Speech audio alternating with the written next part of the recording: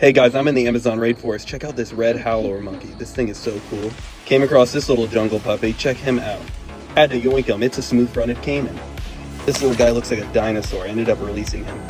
Walking miles through the remote jungle, you really have to watch your back out here. There's jaguars everywhere, and I keep seeing their footprints. They're so elusive, though, you don't see them. I caught this little piranha. Had to see what all the hype's about, so I let it bite me.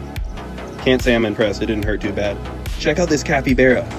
Stay tuned to watch me yoink one at the end of this video. These butterflies are drinking urine off the side of the riverbank. Check out this giant K-pop tree. The locals say it's over 300 years old. It is huge. This walking stick is also huge. It's over a foot long. Check him out. Had to let him crawl right up the side of my face. This thing is amazing.